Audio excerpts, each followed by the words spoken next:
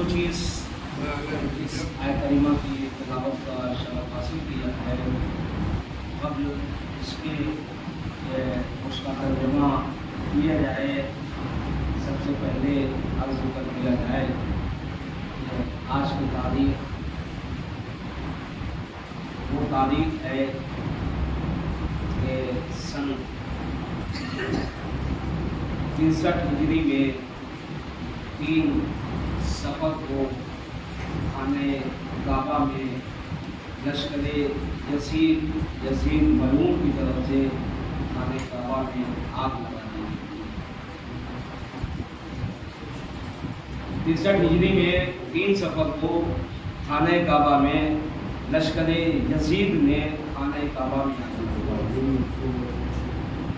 अज़ीज़ाना मोहतरम, खाने काबा में जब आग लगाई गई तो जो वारिसे दीन का नुमाइंदा था करबला में वो आया और आने के बाद खाने काबा में जो आग लगी थी उसे उठाया और उसके बाद लश्कर यजीद पे हमलावर हुआ और इस तरीके से हमलावर हुआ कि उन्हें मक्का छोड़ने पे मजबूर किया। ये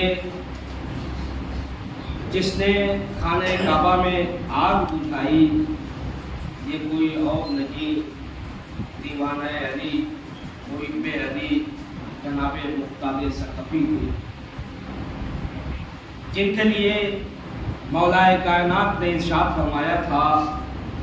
जब मौलाए कायनात कूफे में रहा करते थे और कूफा जब दारुल हुकूमत था और कूफे की गलियों में मौलाए कायनात जब गुजरते थे और जनाबे मुख्तार सकफी को जब देखते थे तो ये उस वक्त बच्चे थे, छोटे थे, तो मौलाए कायनात जनाबे मुख्तार को गोद में उठाते थे और उठाने के बाद इनके बालों में दस्ते शफ़क़त कहते थे और कहते थे कि जब तुम बड़े हो जाओगे तो तुम इस तख्ते कूफा में हुकूमत करोगे।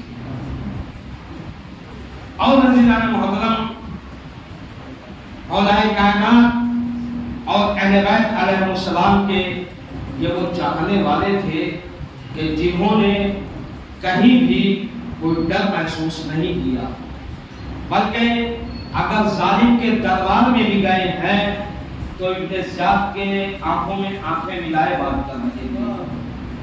इब्ने ज़ियाद ने इनसे कहा था कि मुख्तार, तुम्हें मालूम है कि तूने मुझे जो सलाम नहीं किया है तो इसका अंजाम क्या होगा। तो जनाब मुख्तार ने कहा कि मैं तुझे अपना अमीर ही नहीं समझता, मैं इसे अपना अमीर समझता हूँ, उसे हर सुबह शाम सलाम करता हूँ। कहा कि जो मेरा अमीर है मैं उसको हर सुबह शाम सलाम करता हूँ और याद रखना कि तुम मेरे अमीर कभी नहीं हो सकते। कहा मेरा अमीर सिर्फ मेरा हुसैन है, सिर्फ मेरा हुसैन है। एक मतलब इब्ने ज़ियाद कहता है कि मुख्तार, तुम्हारे हाथ में हथकड़ी है, पैर में बेड़ी है, गले में तौबे खासदार है, कहा ये दरबार मेरा है, सिपाही मेरे हैं, तलवारें मेरी हैं, मैं एक हुक्म दूंगा तुम्हारी मौत वाक़ई हो जाएगी। कहा मैं एक हुक्म दूंगा तुम्हारी मौत हो जाएगी। तारीख ने लिखा कि मुख्तार अब वहां एक जोरदार कहकहा लगा दिया से। इब्ने ज़ियाद परेशान, जो तख्ते हुकूमत पे बैठा हुआ है, वो परेशान कि मैं इसे धमकी दे रहा हूं, इसको मैं बता रहा हूं, डरा रहा हूं, लेकिन यह है कि हंसा जा रहा है, हंसा जा रहा है। उसे कुछ समझ में जब ना आया तो उसने जनाबे मुख्तार से एक जुमला पूछा। कहा कि मुख्तार, मैं तुझे कत्ल तो करूंगा, तुझे कत्ल करूंगा, तुम मेरे कैदी हो, तुम्हारे हाथ में हथकड़ी है, पैर में बेड़ी है, गले में तौबे खासदार है, लेकिन तुम इतना बता दो कि तुम अली वाले मौत का जिक्र सुन के मुस्कुराते क्यों हो। कहा कि मैं तुम्हें کہ تم علی والے موت کا ذکر سن کے مسکراتے کیوں ہو؟ تو جناب مختار نے کہا کہ تیری بیوقوفی میں تیری حماقت پہ، کہا تیری بیوقوفی میں تیری حماقت پہ، کہا اس میں کون سی میری بیوقوفی والی بات ہے یا حماقت والی بات ہے؟ کہا کہ دربار میرا ہے، سپاہی میرے ہیں، لوگ میرے ہیں، فوج میری ہے، کہا یہاں میرا حکم چلتا ہے، میں حکم دوں گا تمہاری موت واقع ہو جائے گی۔ کہا کہ اتنے انجان نہ بنو، کہا اتنے انجان نہ بنو، میں اس علی کا چاہنے والا ہوں، اس علی کا ماننے والا ہوں، اور اس علی کا ماننے والا ہوں جس کے لیے پیغمبر اسلام نے کہا کہ حق علی ہے، کہا کہ میں اس حق کا ماننے والا ہوں کہ وہ اس کی زبان سے نکلا ہوا جملہ، کہا آج تک کوئی غلط نہیں ہوا، اس نے مجھے گود میں اٹھا کے میرے بالوں میں دست شفقت پھیر کے کہا تھا کہ مختار جب تو بڑا ہوگا، تو جوان ہوگا، تو ایک رات دشمنان علی کو قتل کر کے اسی تخت کوفہ پہ حکومت کرے گا، اور تم جیسا مرا ایک نہیں موت کیسے آ جائے گی؟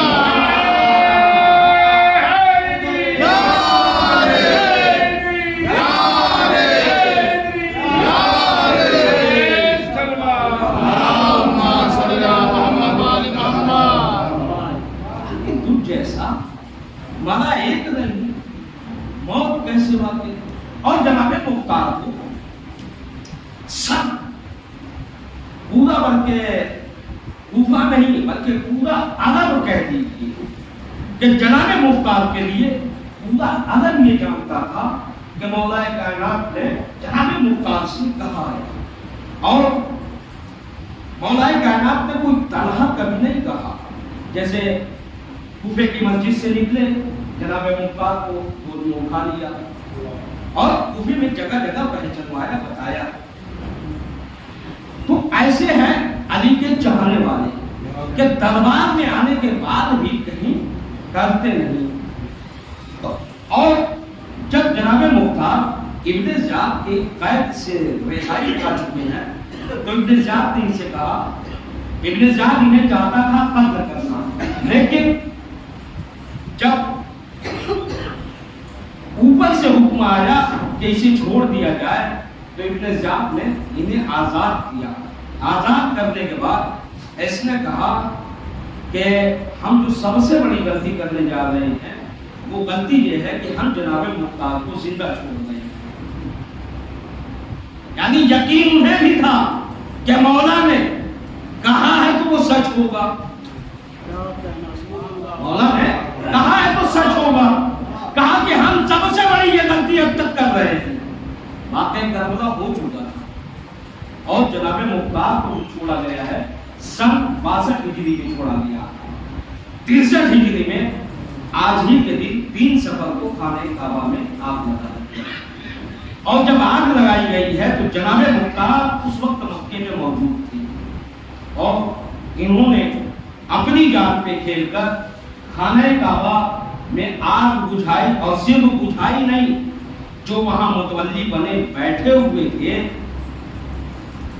ان سے کہا کہ یہ آگ لگی ہے، آپ لوگ بیٹھے ہوئے ہیں، کہا کہ یہی تو فائدہ ہے، کہا یہی تو سیاست ہے کہ خانہ کعبہ میں اور آگ بھڑکا دو، اور آگ لگا دو، اور یزید کو اور بدنام کر دیا جائے۔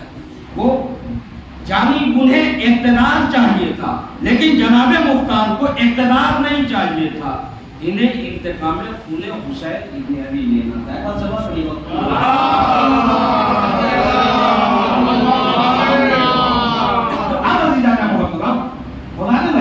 اللہ نے کہا کہ حبیب ان سے کہہ دو کہ ہمیں اجر رسالت کچھ نہیں چاہیے الا المودۃ فی القربى، صرف میں نے اہل بیت سے قربت اختیار کی،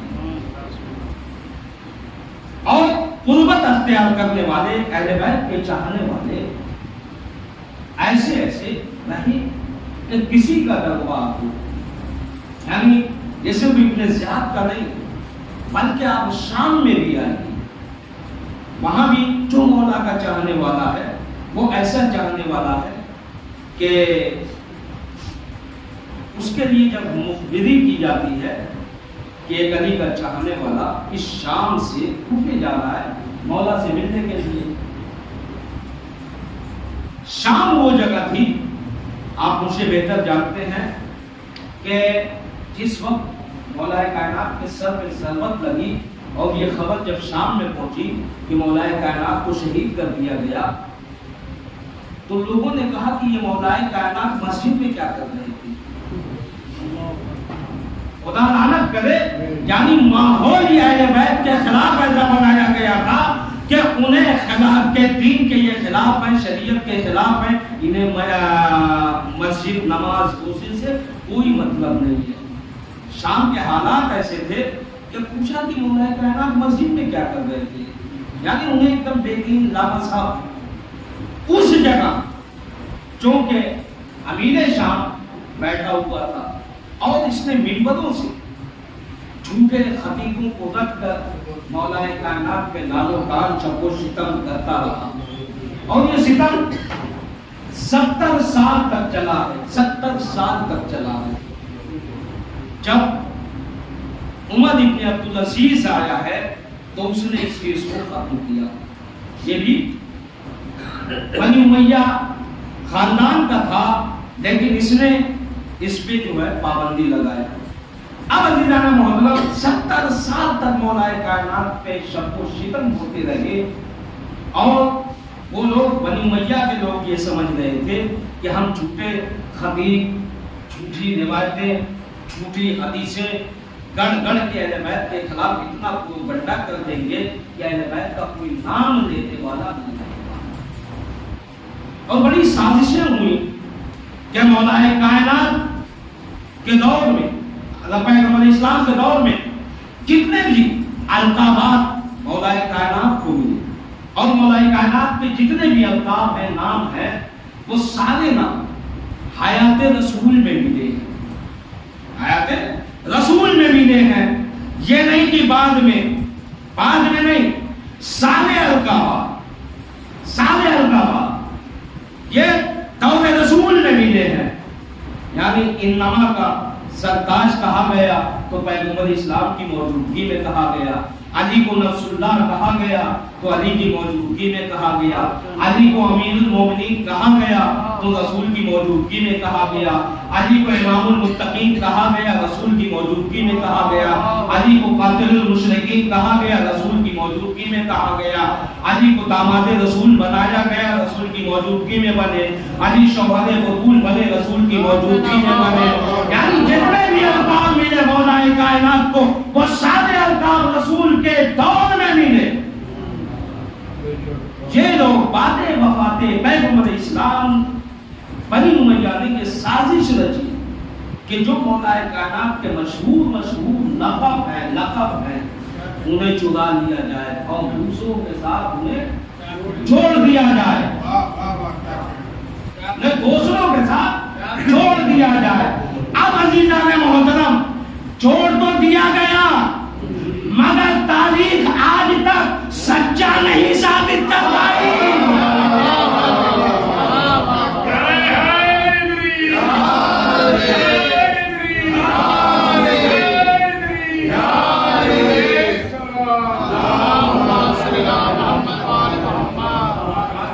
چھوڑ تو دیا گیا 3 لقب مولا کائنات کے چوری ہوئے.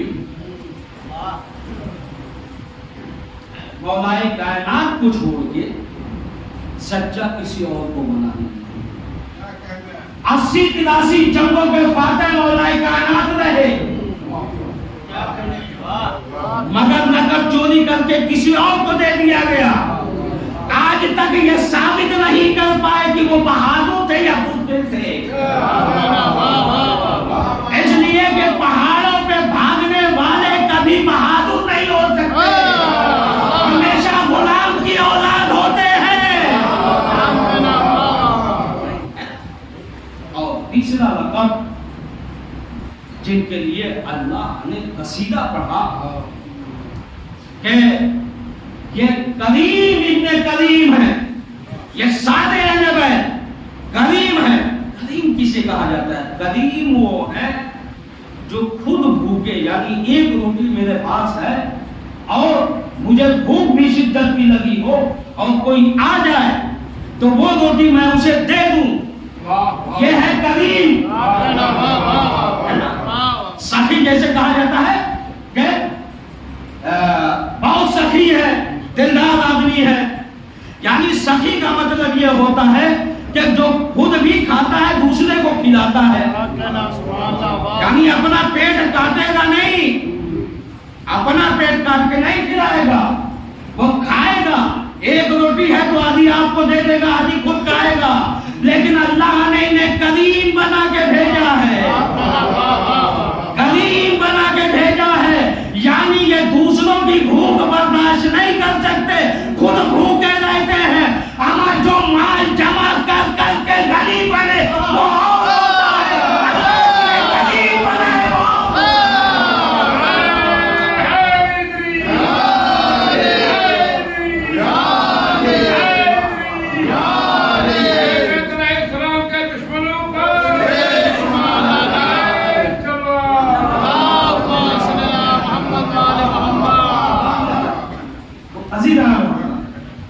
مولا کائنات کو جتنے بھی لقب ملے ہیں۔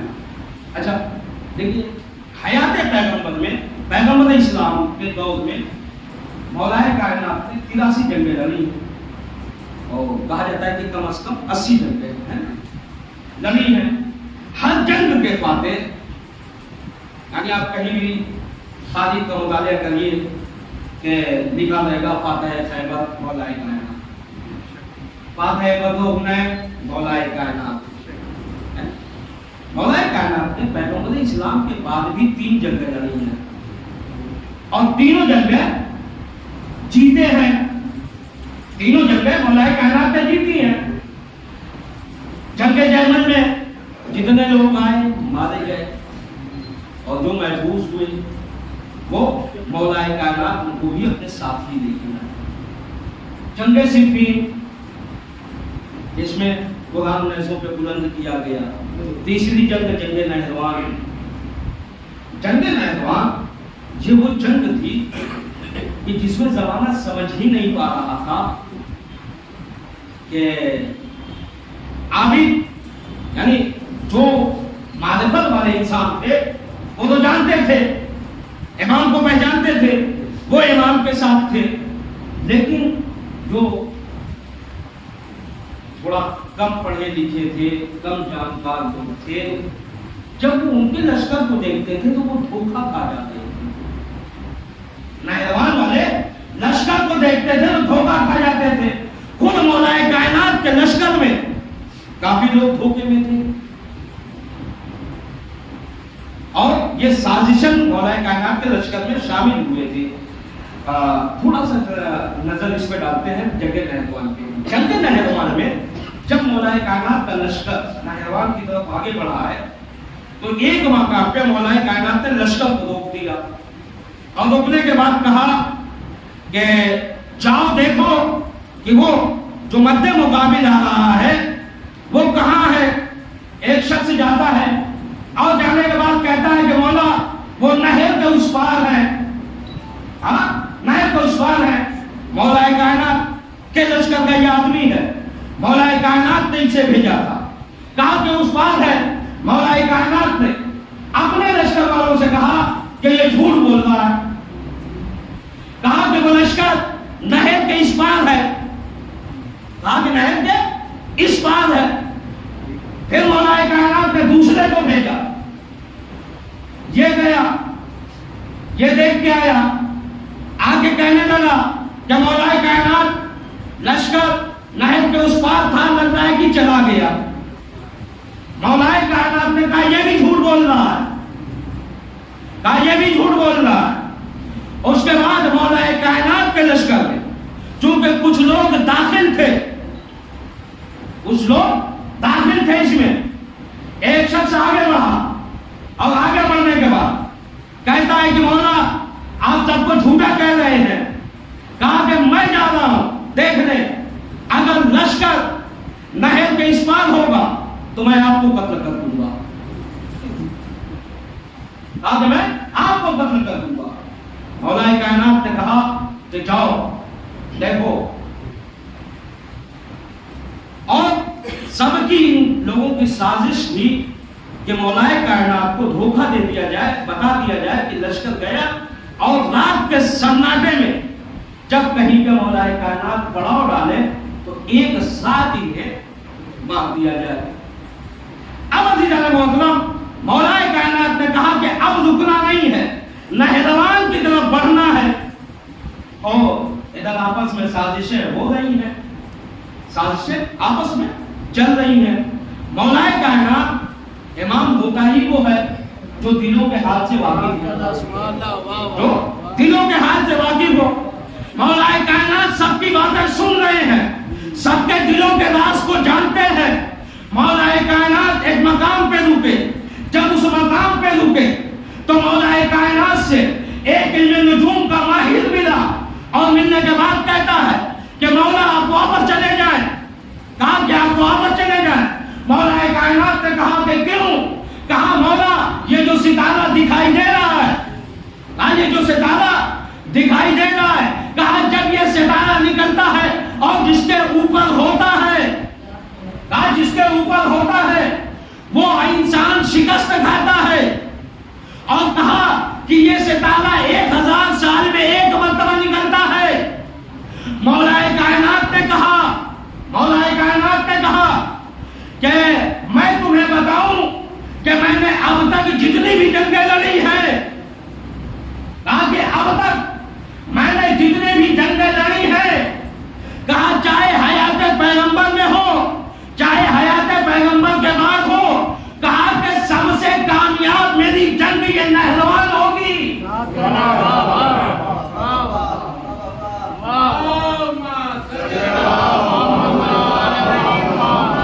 کہا کہ سب سے کامیاب جنگ میری یہ نہروان ہوگی۔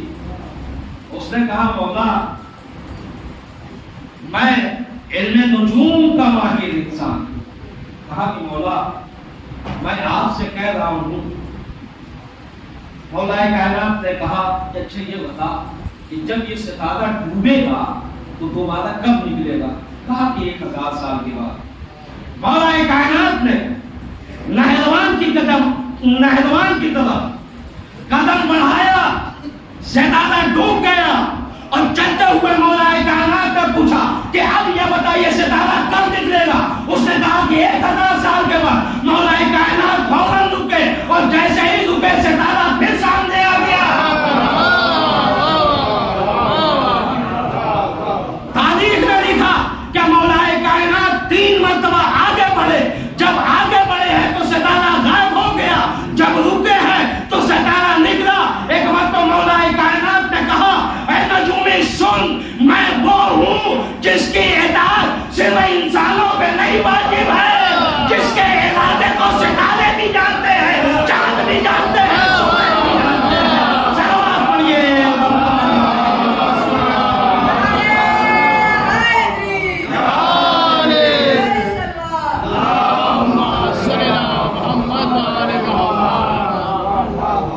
اب عزیزان محترم، مولا کائنات نہروان کی طرف آگے بڑھے، اور جب آگے بڑھے تو نہروان میں مولا کائنات پورے لشکر کو ایک جگہ پہ روک دیا، اور امام کے جو خاص چاہنے والے تھے ان کو سب کو آگے بلا لیا۔ آگے بلانے کے بعد کہا کہ ان لشکر پہ، یعنی اپنے لشکر پہ نظر رکھنا، ان میں سے کوئی میدان کی طرف نہ آئے، چونکہ ان کی سازشیں معلوم تھی۔ اور مولا کائنات نے کہا کہ اس کے آگے میں جاؤں گا اور میرے اہل بیت کے لوگ جائیں گے، اور 1-2 اصحاب میں سے امام کے آگے بڑھے، یعنی 10-12 لوگ آگے بڑھے۔ اتنے لوگ جنگ نہروان میں گئے ہیں لڑنے کے لیے۔ اچھا اب یہ جنگ نہروان میں جو لشکر آیا تھا، یہ لشکر کیسا تھا؟ سب کے پاس قرآن مجید تھا، سب کے پاس مسلح تھے، جہاں بھی یہ پڑاؤ ڈالتے تھے वहाँ फौरन ये नमाज पढ़ते थे। तारीख ने यहाँ तक लिखा कि ये ऊँटों पे जब चल रहे थे, घोड़ों पे चल रहे थे, तो भी ये कुरान पढ़ते हुए जा रहे थे। कुरान पढ़ते हुए जा रहे हैं, यहाँ तक के रफ़ाए हाजत के लिए भी जाते थे तो कुरान पढ़ते थे। ऐसे और हर जगह नमाज, कहीं भी रुके 2 रकात नमाज पढ़ ली, 4 रकात नमाज पढ़ ली, ताकि जमाना धोखा खाए। और कुरान को पकड़े थे, नमाज को पकड़े हुए थे, लेकिन बारिश कुरान से लड़ने आए थे। कुरान पढ़ रहे थे मगर बारिश कुरान से लड़ने आए थे, बारिश कुरान से मुकाबला करने आए थे। मौलाए कायनात ने जब उन पे हमला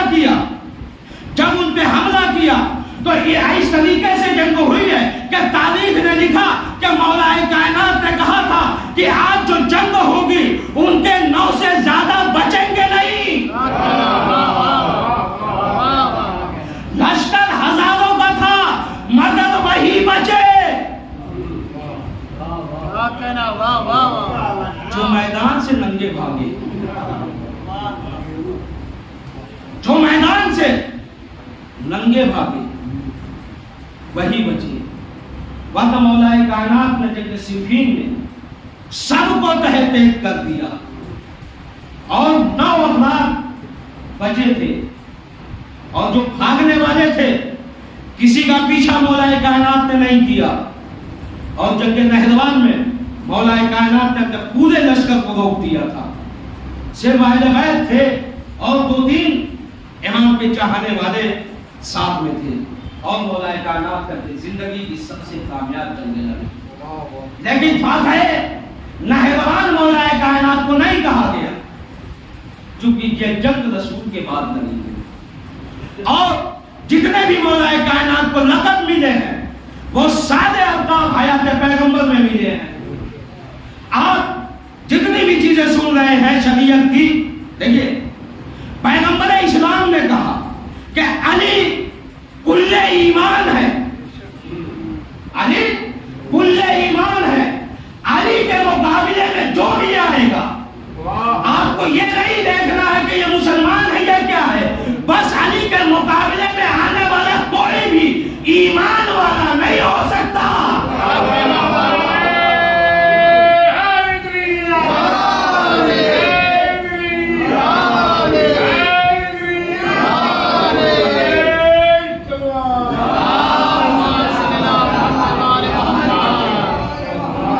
अली के मुकाबले में आने वाले को आपको ये नहीं देखना ये कौन है, अली के मुकाबले में आ जाए तो समझ लेना ये कुफ्र है। और इसीलिए शरीयत की जितनी भी चीजें हैं, जो भी ईमान का जुज़ है, अली कुल्ले ईमान है। और शरीयत के एक रुकन वो ईमान का जुज़ है। और जब सारे जुज़ इकट्ठा हो जाए, सारे जुज़ इकट्ठा हो जाए तो मौलाए कायनात बनते हैं। इसीलिए नमाज को अली कहा गया, कुरान को अली कहा गया, रुकू को अली कहा गया, सुजूद को अली कहा गया, हज को अली कहा गया, खाने काबा को अली कहा गया, हक को अली कहा गया, सिरात को अली कहा गया, हक को सिरात को अली कहा गया, सवाल और जवाब को अली कहा गया, नुशूर को अली कहा गया। यानी जहां जहां हक है वहां वहां अली है। इसलिए कि पैगंबर इस्लाम ने फरमाया कि हक अली के साथ है, हक अली के साथ है, अली हक के साथ है।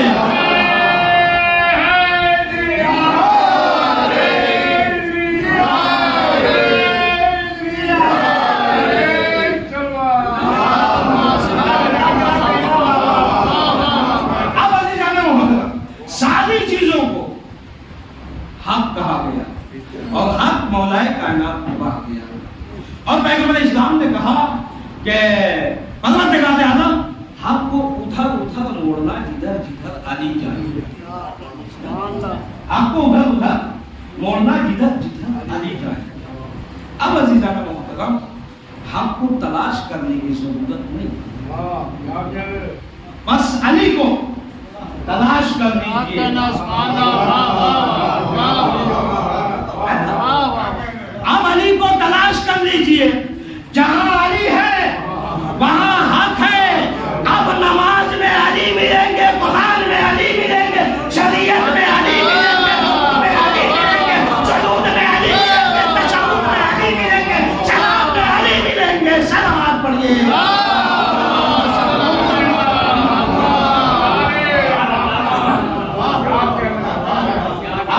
ہر جگہ شریعت کے ایک ایک عمل میں علی ملیں گے. اور جہاں شریعت کی بات ہو, یہ سمجھیے کہ یہ نماز کی بات نہیں ہو رہی ہے, یہ روزے کی بات نہیں ہو رہی ہے, یہ قرآن کی بات نہیں ہو رہی ہے, یہ ایک علی کی بات ہو رہی ہے, جو کبھی نماز کی صورت میں ہو رہی ہے, کبھی روزے کی صورت میں ہو رہی ہے, کبھی نبیوں کے ذکر کی صورت میں ہو رہی ہے, کبھی اللہ کی وحدانیت کے اعلان کی صورت میں ہو رہی ہے. کہا یہ علی کا ذکر ہے, اسے نماز نہ سمجھو, اسے روزہ نہ سمجھو, اسے حج نہ کرو, بلکہ پیغمبر اسلام کی اس حدیث کو دیکھو کہ سید المجالس میں ذکر علی بن ابی طالب, اپنی مجلسوں کو زینت دو علی بن ابی طالب کے.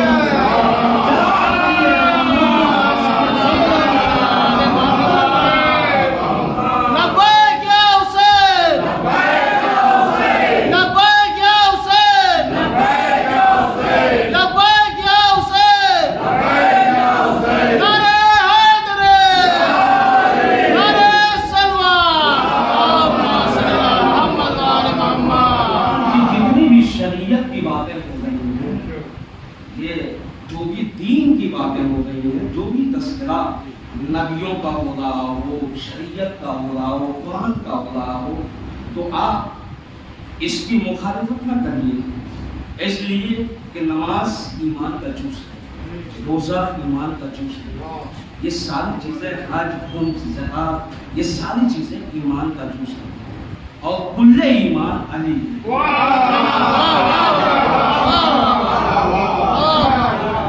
جب ساری چیزیں یکجا ہو جائیں علی بنتا ہے. ہر مجلس میں ساری چیزیں بیان ہونی چاہیے جو شریعت میں بیان ہوئی ہے. وہ لوگ بھی غلط ہیں جو کہتے ہیں کہ منبر سے نماز روزہ نہیں بیان کرنا چاہیے. ساری چیزیں شریعت کی جتنا اسلام نے حکم دیا ہے, ساری چیزیں منبر سے بیان ہونی چاہیے.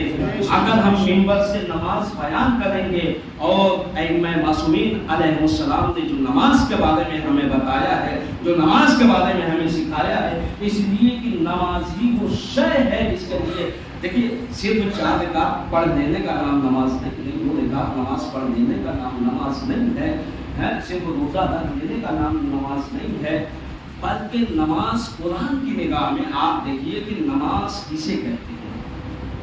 حدیث میں آپ ڈھونڈیے کہ نماز کسے کہتے ہیں, آپ کو حدیث میں کہیں بھی نظر نہیں آئے گا کہ نماز کیا ہے. بس آپ کو یہ ملے گا کہ ہاں مغرب کی 3 رکعت اور جو ہے عشاء کی 4 رکعت, فجر کی 2 رکعت ہو رہے ہیں, 4 رکعت. لیکن نماز ہے کیا؟ نماز کے لیے کیوں کہا گیا, اللہ نے واجب کیوں کہا ہے؟ اور محشر کے میدان میں سب سے پہلے جس کے بارے میں پوچھا جائے گا وہ ہے نماز. نماز ہے کیا؟ کیا 4 مرتبہ مسجد میں آ کے سر جھکانے سے ہماری ادائیگی مکمل ہو جائے گی؟ بلکہ قرآن حدیث میں آپ کو نہیں ملے گا, قرآن میں ملے گا کہ ان الصلاۃ تنہی عن الفحشاء والمنکر, نماز وہ ہے جو انسان کو برائیوں سے روک دیتی ہے.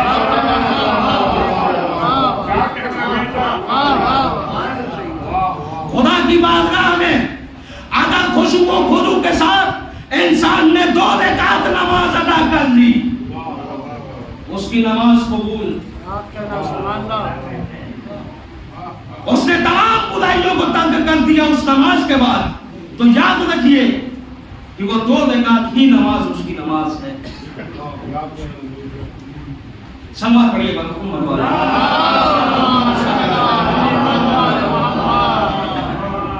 عزیزان محترم, اسی شریعت, اسی دین کے لیے امام حسین علیہ السلام نے مدینے کو الوداع کہا۔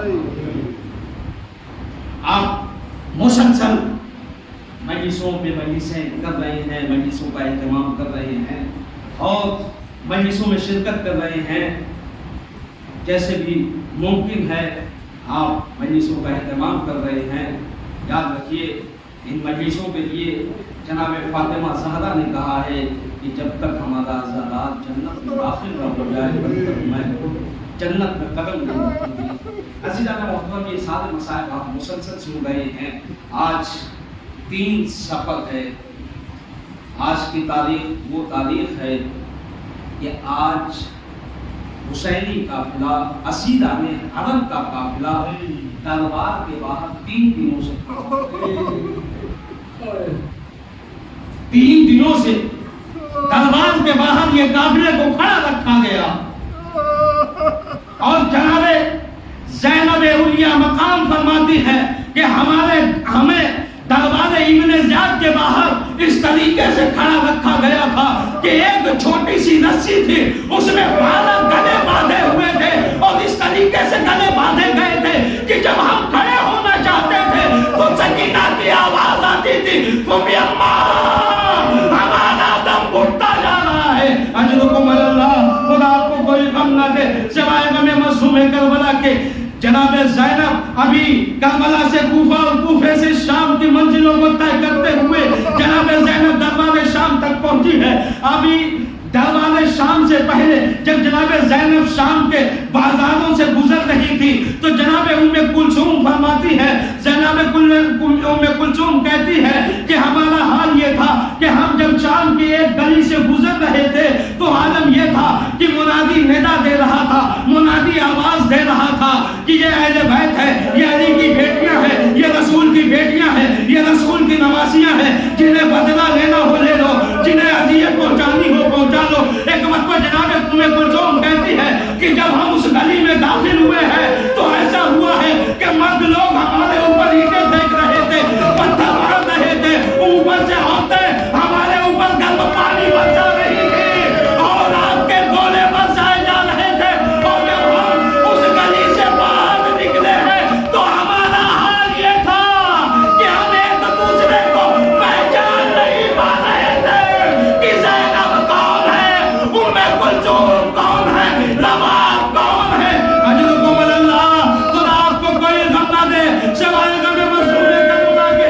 ان منزلوں کو طے کرتے ہوئے جناب زینب دربار شام تک پہنچی ہے اور جب دربار شام تک پہنچی ہے کئی اذانیں گزر گئی اور یہ جناب زینب کھڑی ہے۔ جناب زینب فرماتی ہے کہ ہمارے پیروں میں ورم آ گئے تھے، ہمارے پیر میں ورم آ گئے تھے، ہمارے پیر سوج گئے تھے، اس لیے کہ ہم نہ بیٹھنا جب چاہتے تھے تو یہ ملعون بیٹھنے نہیں دیتے تھے، جب بیٹھنا چاہتے تھے یہ تازیانے لے کے آگے بڑھتے تھے اور ہماری پشتوں میں اس طریقے سے تازیانے مارتے تھے کہ کربلا سے کوفہ اور کوفے سے شام تک ہمیں اتنے تازیانے برسائے گئے کہ اب تازیانے برداشت نہیں ہو رہے تھے۔